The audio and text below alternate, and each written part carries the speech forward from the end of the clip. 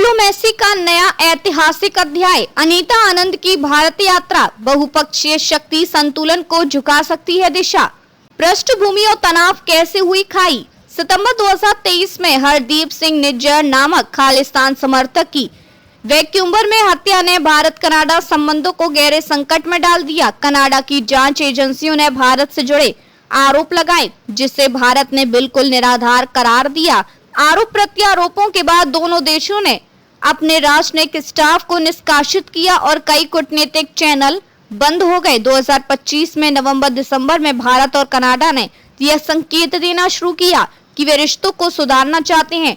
उच्चायुक्तों की नियुक्ति हुई, उच्च स्तरीय संवाद बहाल होने लगे। जून 2025 में G7 सम्मेलन के दौरान प्रधानमंत्री मोदी और कनाडाई प्रधानमंत्री मार्क कार्नी की मुलाकात का उपयोग दोनों देशों ने थोड़ी राहत देने हेतु किया।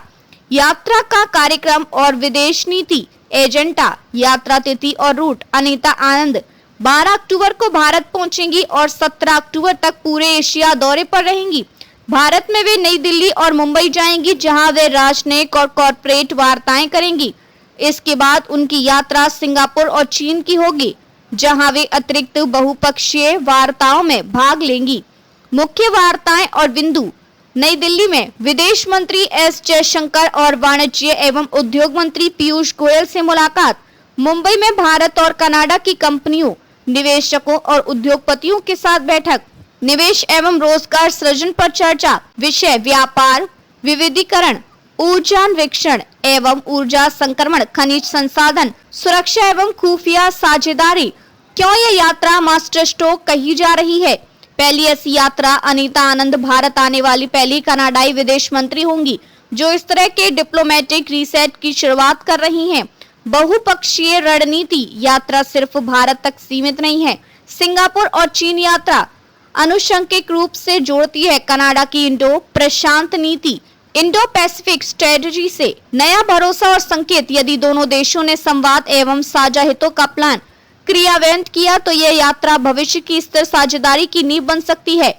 कई विश्लेषक इसे नए आरंभ के रूप में देख रहे हैं। रणनीतिक समय।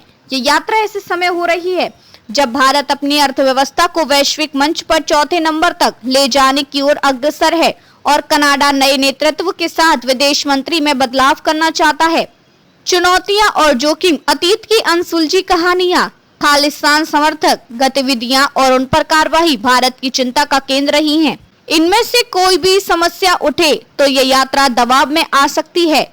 विश्वास का पुनर्निर्माण। वर्षों की शंकाएं और आरोपों ने दोनों देशों के बीच विश्वास को छीन किया है। ये यात्रा इसे पलटने की कवायद है। नीति स्थिरता। घोषणा करना आसान है, लेकिन उन्हें जमीन पर उतारना सरकारी व्यवस्थाएं, निरीक्षण, निगरानी आदि अनेक कठिनाइयां ला सकती हैं। आंतरिक राजनीति। दोनों देशों की घरेलू राजनीति, विपक्ष की प्रतिक्रियाएं और विदेश मंत्री की प्राथमिकताएं कभी-कभी इस तरह की पहल को कमजोर कर सकती हैं। बहुपक्षीय दबाव। अमेरिका, चीन, रूस जैसे बड़े खिलाड़ी इस क्षेत्र में अपनी भूमिकाएं बनाए रखना चाहेंगे और भारत एवं कनाडा के बीच सहयोग को वे रणनीतिक रूप से प्रभावित कर सकते हैं। भविष्य के परिदृश्य क्या हो सकता है आगे? रणनीतिक सहयोग समझौते। और भारत और कनाडा मध्यम अवधि में ऐसे समझौते कर सकते हैं जो खनिज, ऊर्जा, विज्ञान, प्रौद्योगिकी, रक्षा और कृषि क्षेत्रों को जोड़े। निवेश एवं व्यापार समृद्धि।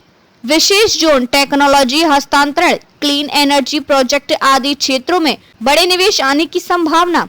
सुरक्षा एवं खुफिया साझेदारी, आतंकवाद निरोध, साइबर सुरक्षा, अंतर्राष्ट्रीय अपराधों पर सहयोग एवं सूचना साझेदारी को एक नया आयाम मिल सकता है।